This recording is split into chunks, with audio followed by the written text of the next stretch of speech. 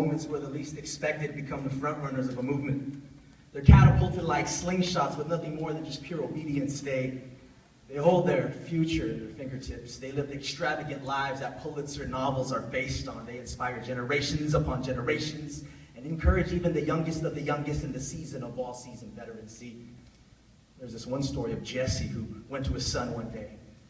He says to him, take this cracked wheat and 10 loaves of bread, run them down to your brothers, take these cheese wedges to the captain of their divisions and check in. Check in on the war against the Philistines. Now, he wasn't a legend yet, but this is where David comes in. This is where obedience comes in. This is where David's story is written. He arrived at the camp just as the army moved into battle formation, shouting their war cries and freedom declarations. Israel lined up on one side and the Philistines moving into position, facing each other, battle cry, heavy anticipation. So David left his care package in the care of a sentry, ran to the troops who were deployed and greeted his brothers warmly. While they were conversing, the Philistine champion stepped out from the front lines of the Philistines and gave his usual provocation. David listened. The Israelites fell back. The moment they saw him, totally frightened. See, the talk amongst them went something like this. Have you ever seen anything like this? This man openly and defiantly challenging the nation? The man who kills the giant will have it made. The king said that he'll give a huge reward to him, offer his daughter as his bride, and his entire family will have a free ride. Now David, who was talking to the men standing around him, asked, what's in it for the man who kills this Philistine? Who does he think he is anyway, this uncircumcised Philistine, taunting the armies of God alive? God is alive, he shouted. They told him what everyone was saying about what the king would do for the man who killed the Philistine. David was thrilled. He was excited. And then you have Eliab, David's older brother. He hears David fraternizing with the men and lost his mind. He says, what in the world are you doing here? Why aren't you minding your own business, tending that scrawny flock of yours, singing your stupid, crazy songs? You've come down here to see what's going on, hoping for a ringside seat to a bloody battle. Go home, David. There's no place for you here. But David, ignoring his brother, converses with the king, encourages the troops. David cries out, Master, don't give up hope. I'm ready to go and fight this Philistine. And so Saul answered David, you can't go and fight this Philistine.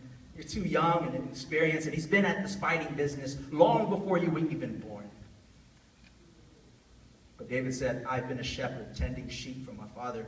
Whenever a lion or a bear came and took a lamb from the flock, I'd go after it, knock it down, and rescue the lamb. If it turned on me, I'd grab it by the throat and wring its filthy neck and kill it. Lion or bear, made no difference. I killed it. I'll do the same with this Philistine pig who was taunting the troops of the living God. God who delivered me from the teeth of the lion and the paws of the bear will deliver me from this pig. So Saul said, well, go on, little man, and God be with you. Then Saul outfitted David as a soldier in armor. He put on a bronze helmet on his head and belted his sword on him over the armor. David tried to walk, but he could hardly budge. David told Saul, I can't even move from all this stuff. I'm not used to it. So piece by piece, he took off the armor. David took his shepherd's staff, selected 5 smooth stones from the book, and put it in his pocket of his shepherd's pack. And with his sling in hand, he approached the giant.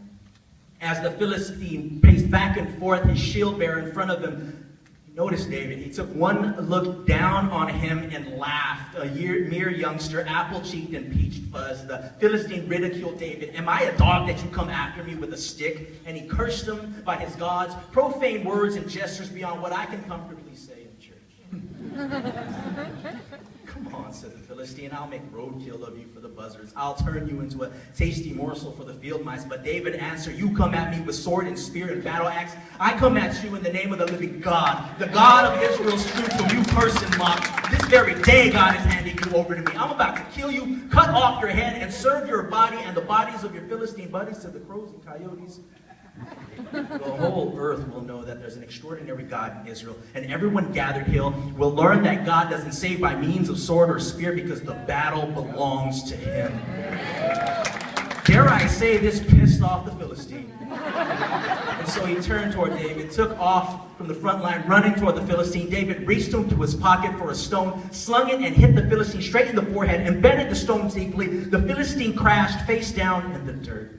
This, my friends, is how David beat the enemy, with a sling and a stone. He hit him and he killed him. No sword for David. This, my friends, is the story of how David became a legend. This is one of those moments where the least expected became the front runner of a movement. This is the story of David. This is the story of us. This is the story